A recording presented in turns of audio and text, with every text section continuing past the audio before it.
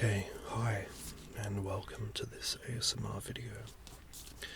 Today I'm just going to be reading from a book I picked up called Prey by Michael Crichton. Came out in 2002, but I think it is extremely relevant to the world we are living in now. And so I'm just going to be reading the introduction for you. Hopefully it's relaxing and you get a good idea of what the book is about. So I'm going to just read the blurb first, the summary of the book. In the Nevada desert, an experiment has gone horribly wrong.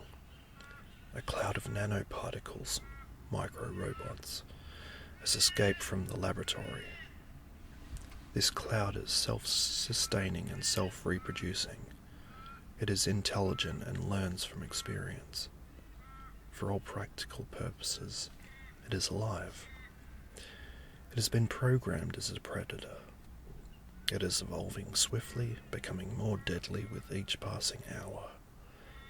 Every attempt to destroy it has failed, and we are the prey. As fresh as today's headlines, Michael Crichton's most compelling novel yet tells the story of a mechanical plague and the desperate efforts of a handful of scientists to stop it. Drawing on up-to-the-minute scientific fact, Prey takes us into the emerging realms of nanotechnology and artificial distributed intelligence in a story of breathtaking suspense. Prey is a novel you can't put down, because time is running out.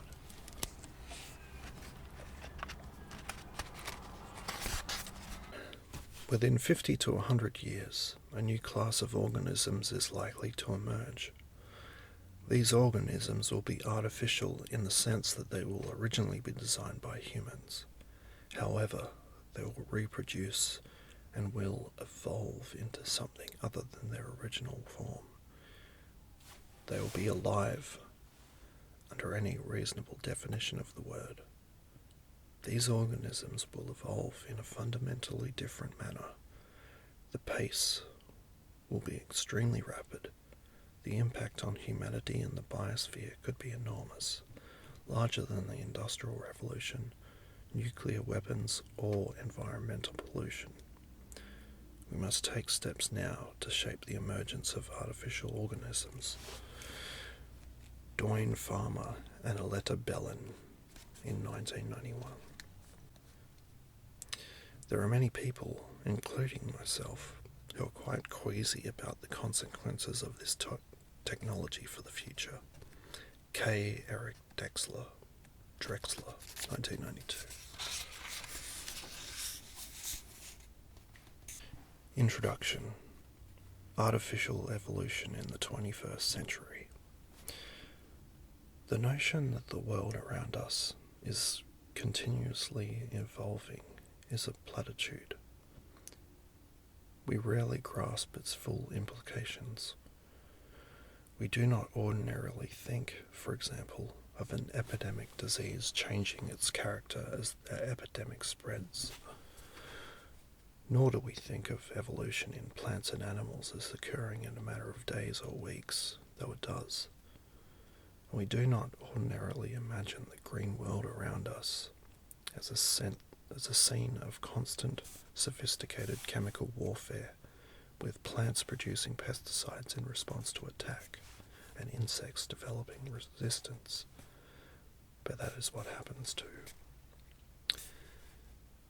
If we were to grasp the true nature of nature, if we could comprehend the real meaning of evolution, then we would envision a world in which every living plant, insect, and animal species is changing at every instant in response to every other living plant, insect, and animal. Whole populations of organisms are rising and falling, shifting and changing. This restless and perpetual change, as inexorable and unstoppable as the waves and tides, implies a world in which all human actions necessarily have uncertain effects. The total system we call the biosphere is so complicated that we cannot know in advance the consequences of anything that we do. That is why even our most enlightened past efforts have made undesirable outcomes. Sorry, I'll read that again. That is why even our most enlightened past efforts have made undesirable outcomes, either because we did not understand enough, or because the ever-changing world responded to our actions in unexpected ways. From this standpoint, the history of environmental protection is as discouraging as the history of environmental pollution. Anyone who is willing to argue, for example, that the industrial policy of clear-cutting forests is more damaging than the ecological policy of fire suppression ignores the fact that both policies have been carried out with utter conviction, and both have altered the virgin forest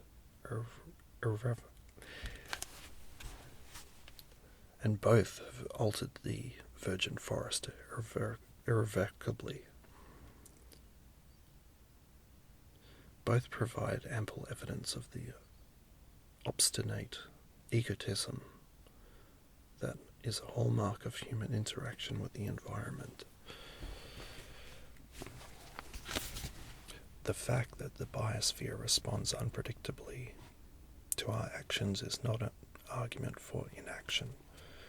It is, however, a powerful argument for caution and for adopting a tentative attitude toward all we believe and all we do. Unfortunately, our species has demonstrated a striking lack of caution in the past. It is hard to imagine that we will behave differently in the future. We think we know what we are doing. We have always thought so. We never seem to acknowledge that we have been wrong in the past, and so might be wrong in the future. Instead, each generation writes off earlier errors as the result of bad thinking by less able minds, and then confidently embarks on fresh errors of its own. We are only one of 3 species on our planet that claim to be self-aware, yet self-delusion may be a more significant characteristic of our kind. Sometime in the 21st century, our self-deluded recklessness will collide with our ever-growing technological power. One area where this will occur is in the meeting point of nanotechnology, biotechnology, and computer technology. What all 3 have in common is the ability to release self-replicating entities into the environment. We have lived for some years with the first of these self-replicating entities, computer viruses, and we are beginning to have some practical experience with the problems of biotechnology.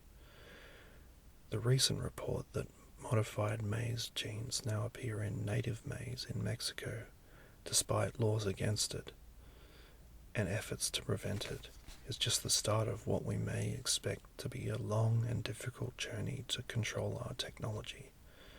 At the same time, long-standing beliefs about the fundamental safety of biotechnology, views promoted by the great majority of biologists since the 1970s, now appear less secure.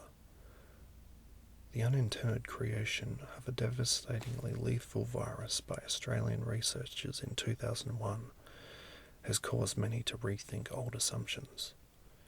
Clearly, we will not be as casual about this technology in the future as we have been in the past.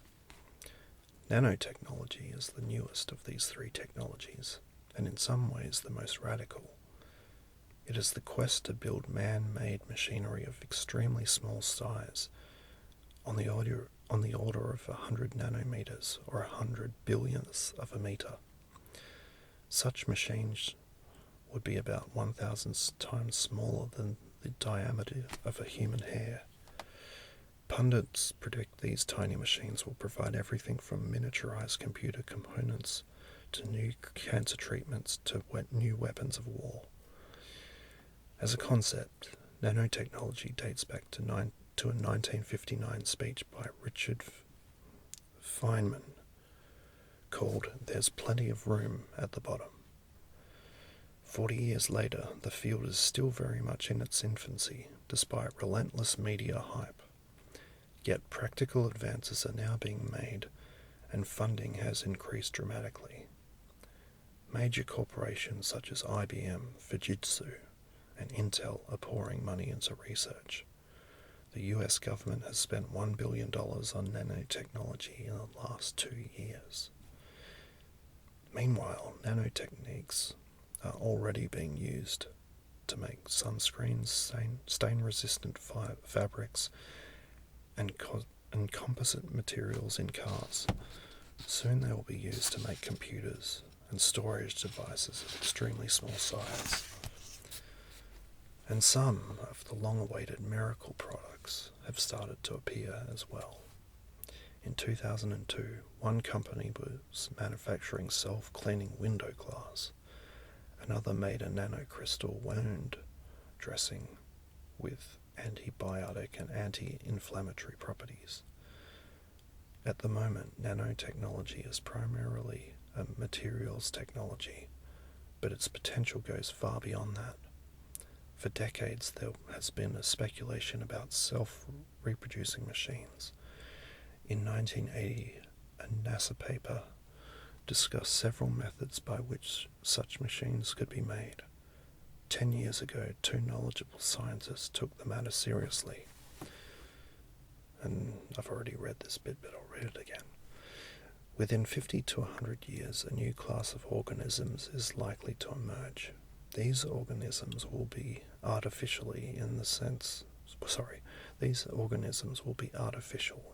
that they will be originally designed by humans.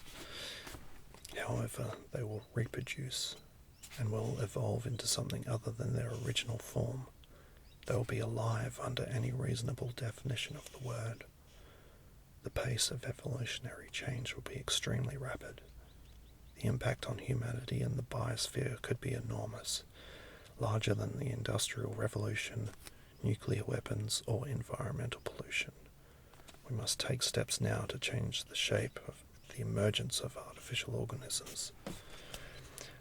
And the chief proponent of nanotechnology, E.K. Drexler, and the chief proponent of nanotechnology, K. Eric Drexler, expressed related concerns. There are many people, including myself, who are quite queasy about the consequences of this technology for the future. We are talking about changing so many things that the risk of society handling it poorly through lack of preparation is very large. Even by the most optimistic or dire predictions, such organisms are probably decades into our future. We may hope that by the time they emerge, we will have settled upon international controls for self-reproducing technology. We can expect such controls to be stringently enforced. Already we have learned to treat computer virus makers with a severity unthinkable 20 years ago. We've learned to put hackers in jail. Errant biotechnologists will soon join them. But of course, it is always possible that we will not establish controls, or that someone will manage to create artificial self-reproducing organisms far sooner than anyone expected. If so, it is difficult to anticipate what the consequences might be. That is the subject of the present novel.